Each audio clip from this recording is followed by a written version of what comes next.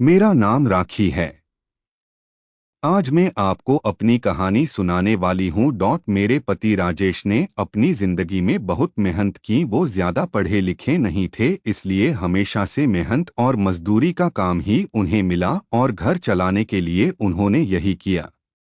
हमारे दो बच्चे हैं। बेटा 10 साल का है और मेरी बड़ी बेटी 16 साल की है। अभी तक मेरे पति ने जैसे तैसे अपना घर चलाया। इस उम्र में भी आज भी हम वही है। अगर काम नहीं करेंगे तो खाने को नहीं मिलेगा, घर नहीं चल पाएगा। बेटा और बेटी की पढ़ाई पूरी नहीं हो सकेगी। मेरे पति की अब ऐसी स्थिति नहीं थी कि वो मेहनत और मजदूरी कर सके। उनसे अब यह काम नहीं होता था। अब हम क्या करेंगे, कैसे अपनी जिंदगी को आगे बढ़ाए, कैसे कमाए। मुझे और मेरे पति को यही चिंता खाए रहती थी। नौकरी नहीं है तो अब क्या। फिर मुझे एक दिन बैठे यह ख्याल आया कि क्यों ना हम एक छोटा सा ढाबा खोल ले। शहर के बाहर जहां से वाहन और गाड़ियां आती जाती है, वहां टिन का छोटा सा छपरा बनाकर चाय और खाने का एक छोटा ढाबा खोल सकते हैं। मैंने अपने पति से यह कहा। उन्होंने कहा कि दुकान खोलने के लिए पैसे। मैंने कहा टिन का छपरा लगाना है, बस उसके लिए पैसे लगेंगे, बाकी सारा खाना बनाने का सामान हम घर से ले जा सकते हैं। थोड़े पैसे मैंने अपने परिचित से मांगे ताकि हम अपना छोटा सा ढाबा शुरू कर सके। उनके मन में अभी भी संकोच था, वो बार बार मना कर रहे थे। लेकिन मैंने कहा हम एक बार कोशिश करते हैं और ज्यादा कुछ नहीं लगेगा।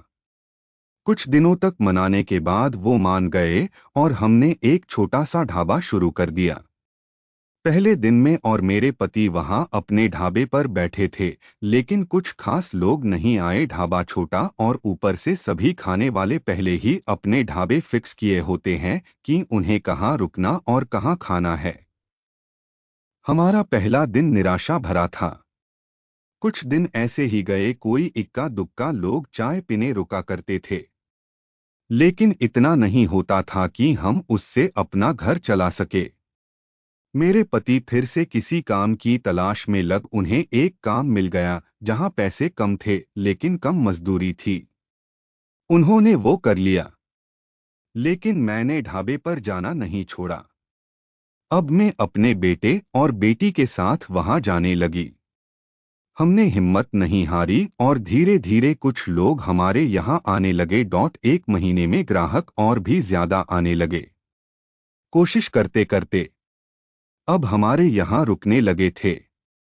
उन्हें घर जैसा खाना मिल रहा था, इसलिए हमारा छोटा सा ढाबा चल निकला। मेरे पति जितना कमाते उससे ज्यादा अब ढाबे से कमाई होने लगी। देखते ही देखते हमने जो छोटा सा ढाबा खोला था, उससे हमारी आर्थिक स्थिति में बहुत सुधार हो गया।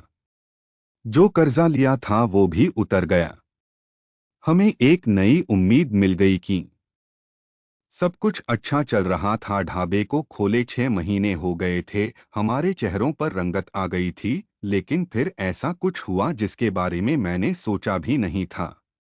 एक दिन घर से जब हम लोग ढाबे के लिए जा रहे थे, तब मेरे पति कहते हैं, ढाबा आज से बंद, कोई भी अब वहां नहीं जाएगा। यह कहते वक्त वो बड़े ही गुस्से में थे। ऐसा गुस्सा मैंने उनके चेहरे पर आज तक नहीं देखा। मैंने बोला क्या हुआ, क्या बोल रहे हैं, इतना अच्छा हमारा ढाबा चल रहा है, आपको क्या हो गया आज। वो बोले, मैंने कहा ना कोई भी अब वहां नहीं जाएगा, ना तू ना तेरी बेटी। मैंने बोला आप शांत हो जाइए, आपकी तबीयत ठीक नहीं है, आप आराम करें, हम लोग इस बारे में बात करते हैं। वो और ज्यादा गुस्सा हो गए, कहा कि कोई बात नहीं होगी, मैं जितना कमाता हूं उतने से घर चल जाएगा, तू अब वहां नहीं जाएगी। मेरे पति का ऐसा रूप मैंने पहले नहीं देखा था। उस दिन मैं ढाबे पर नहीं गई, लेकिन जब वो शाम को आए तो भी उनका मुंह उतरा हुआ था। मैंने सही समय देखकर उनसे बात की, पूछा क्या हुआ, आपको ऐसा क्यों बोल रहे हैं। वो बोले कि मेरा मुंह मत खुलवा, मैं सब जानता हूं कि तू क्या कर रही है। मैं तेरे साथ इतने दिनों तक वहां रहा, तब वहां कोई नहीं आता था और मेरे जाते ही ढाबा चलने लगा। आखिर ऐसा भी क्या हो गया? मेरे तो होश ही उड़ गए। वो क्या बोलना चाहते थे मैं समझ गई। ऐसी बात वो भी शादी के इतने दिनों बाद उनके मुंह से सुनकर मुझे यकीन ही नहीं हो रहा था कि यह मेरे पति हैं। मैं एकदम खामोश हो गई। उससे अच्छे से गुजारा नहीं हो पाता था। कुछ ही दिनों में जो पैसा जमा किया था वो खत्म हो गया। करीब 3 महीने बाद ही उनकी तबीयत खराब हो गई और वो बिस्तर पर आ गए। काम नहीं कर पा रहे थे। मैं जैसे तैसे उन्हें संभाल रही थी। घर में जब पैसा खत्म होने लगा तो कर्जा लेने की नौबत फिर से आ गई। मैं चाहती थी कि कहीं किसी के घर जाकर खाना बनाने या बर्तन धोने का काम करने लगूं। लेकिन उनकी तबीयत खराब थी और मैं नहीं चाहती थी मेरी किसी भी बात के कारण वो फिर उसी तरह की बातें करें। एक दिन वो बिस्तर पर थे, मैं उनके लिए खाना बना रही थी, तब उन्होंने मुझे बुलाया। बोले, मैं जानता हूं उस दिन की बात तुम्हें बहुत परेशान कर रही है, लेकिन और तुम्हें लग भी रहा होगा को मैं तुम्हें यह कैसे बोल सकता हूं। लेकिन वो शब्द और बातें मेरी नहीं थी। मैंने कानों में ऐसी बात आई थी, अपनी रिश्तेदारी में ऐसी बात हो रही थी। मैंने अपनी बीवी और बेटी को अकेले वहां छोड़ दिया। उन्हें देख लोग रुकते हैं जिससे कमाई हो रही।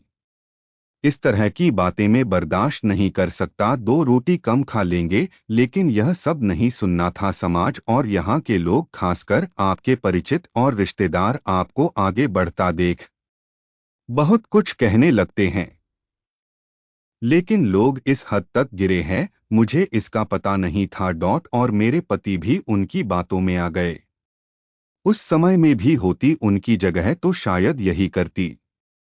मुझे भी उतना ही बुरा लगता, वही फैसला लेती जो उन्होंने लिया। मैंने उन्हें कहा कि कहाँ है वो शुभचिंतक जो अब आपकी मदद करने नहीं आएंगे।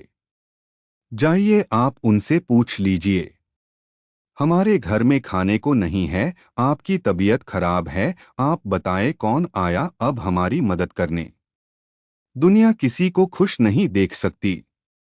और अगर कोई मेहनत करके आगे बढ़ता है तो सारे प्रयास करके उसे पीछे धकेलने की कोशिश करती है। और आप उनकी बातों में आ गए। वो लोग सफल हो गए।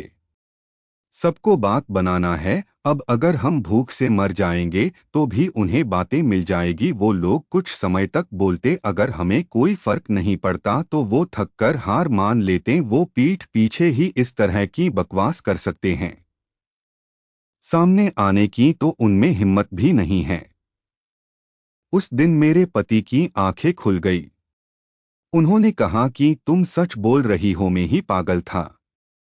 लोगों को सफाई देने और उनके आगे अच्छा बनने में अपना नुकसान करा लिया। जब हम गलत नहीं हैं तो हमें सफाई क्यों देना, क्यों डरना। मुझे माफ कर दो, हमें नहीं उन्हें बदलना होगी अपनी सोच। और अगर नहीं बदले तो हमें क्या, हमें अपने कर्म करते रहना चाहिए। क्या अब हम फिर से कुछ कर सकते हैं? मैंने कहा, कभी भी देर नहीं होती है, हम अब भी कर सकते हैं। मेरे पति बोले, मैं भी अब तुम्हारा साथ दूंगा अगर तुम चाहो तो। मैंने हाँ कहा और फिर एक बार कोशिश की। थोड़ी मुश्किल हुई, लेकिन धीरे धीरे गाड़ी फिर पटरी पर आने लगी।